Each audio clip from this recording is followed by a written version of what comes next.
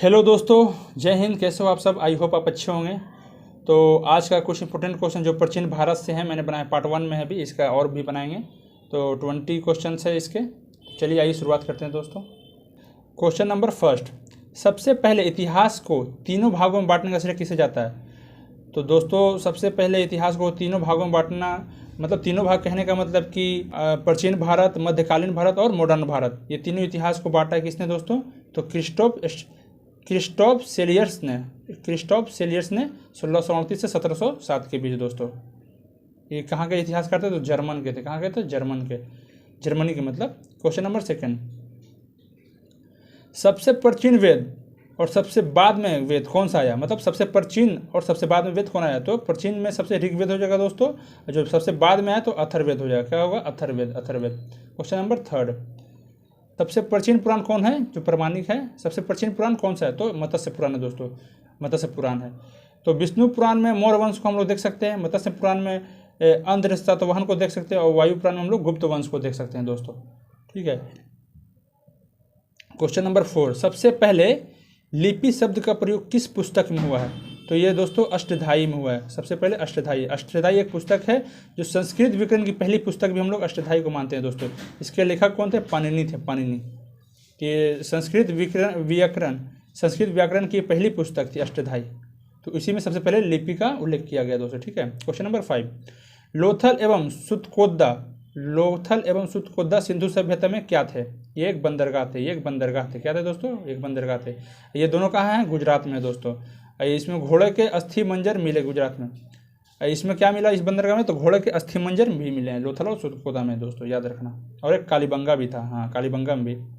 तो question number 6, Sindhu सभ्यता की लिपि कैसी थी? सिंधु सभ्यता की लिपि भाव चित्रात्मक थी दोस्तों, जो दाईं ओर से बाईं ओर लिखी जाती है। जैसे उर्दू लिखी जाती है ना दाएं से बाएं, तो उसी टाइप की लिपि थी ये सिंधु सभ्यता की लिपि कैसी थी? तो ये भी दाईं से बाईं ओर लिखी जाती थी। भाव चित्रात्मक लिपि थी दोस्तों। क्वेश्चन नंबर 7, नर्तकी की एक कांस्य वाली मूर्ति कहाँ मिली? तो ये मोहनजोदाड़ो मिली। कहाँ दोस्तों? मोहनजोदाड़ो। धौलावीरा कहाँ स्थित है? ये दोस्तों गुजरात के कच्छ में है और लूनी नदी के तट पर है। मतलब धौलावीरा एक बड़ा शहर था। ये मतलब सिंधु सभ्यता का एक बड़ा शहर था धौलावीरा। अभी फिलहाल कहाँ है? गुजरात के कच्छ में। क्वेश्चन नंबर 9, सत्यमेव जयते किस उपनिषद से लिया गया है? तो सत्यमेव और जयते मुंडा को उपनिषद से लिया गया है।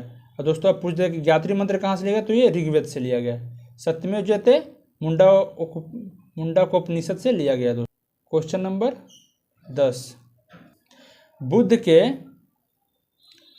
बुद्ध के जन्म के 6वीं शताब्दी ईसा पूर्व में भारतवर्ष कितने जनपदों में बांटा हुआ था? तो 16 जनपदों में बांटा हुआ था।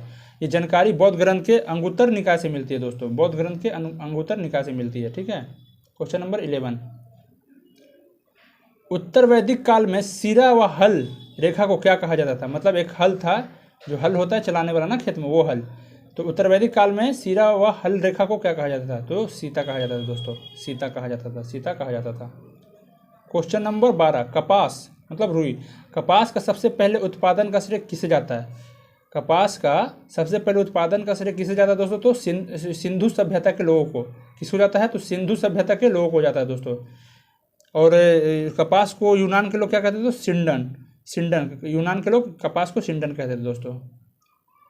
पहला बौद्ध सम्मेलन कब और किसके काल में हुआ दोस्तों?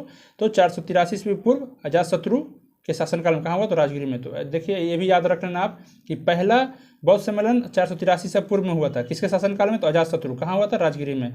दूसरा पूछ देगा तो दूसरा सम्मेलन बौद्ध सम्मेलन कब हुआ था? तो 183 ईस्वी पूर्व में कालाशोक के शासनकाल में। कहाँ हुआ था? वैशाली में हुआ था दोस्तों।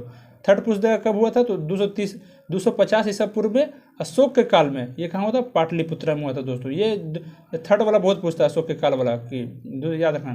फिर पूछ देगा चौथा कब हुआ था दोस्तों? तो 102 ईस्वी में, वो ईसा पूर्व में हुआ था। ये क्या था? ईस्वी, मतलब 102 ईस्वी में। कहाँ हुआ था?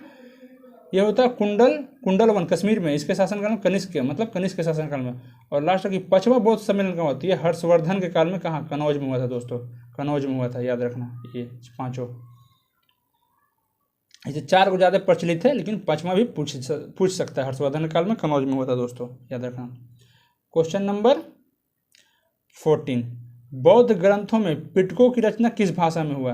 बौद्ध ग्रंथों में पिटकों की रचना किस भाषा में हुआ है दोस्तों? तो ये है पाली भाषा में। किस भाषा में दोस्तों? पाली भाषा में, याद रखना। क्वेश्चन नंबर 15, मनुष्य के द्वारा बनाए जाने वाले पहला औजार क्या था? तो मनुष्य के द्वारा बनाए जाने वाले पहला औजार कुल्हाड़ी था दोस्तों, कुल्हाड़ी था। गौतम बुद्ध ने सांख्य दर्शन की शिक्षा किससे ली थी? गौतम बुद्ध ने सांख्य दर्शन की शिक्षा किससे ली थी? तो अलार कलाम से ली थी। इनके पहले गुरु भी कौन थे? अलार कलाम थे। प्रथम गुरु ये अलार कलाम थे। कहाँ? वैशाली से। दूसरे इनके गुरु जो हुए रुद्र क्रामपुत थे। ये कहाँ के थे? राजगीर के। पहले गुरु थे अलार कलाम और दूसरे गुरु थे रुद्र क्रामपुत, राजगीर से थे दोस्तों। क्वेश्चन नंबर 17, खजुराहो में जैन मंदिर का निर्माण किसने किया दोस्तों? तो खजुराहो में जैन मंदिर का निर्माण चंदेल शासकों ने किया। किसने किया? चंदेल शासकों ने किया। क्वेश्चन नंबर 18, ऋग्वेद में सबसे पवित्र नदी किसे माना गया? तो ऋग्वेद में सबसे पवित्र नदी सरस्वती को माना गया दोस्तों। किसको माना गया? सरस्वती को। अगर ऋग्वेद में गंगा का एक बार उल्लेख हुआ है और यमुना का 3 बार हुआ है दोस्तों। यमुना का 3 बार हुआ है, गंगा का 1 बार हुआ है। सबसे पवित्र नदी सरस्वती को माना गया, याद रखना। क्वेश्चन नंबर 19, वेदांत दर्शन के मौलिक ग्रंथ कौन है?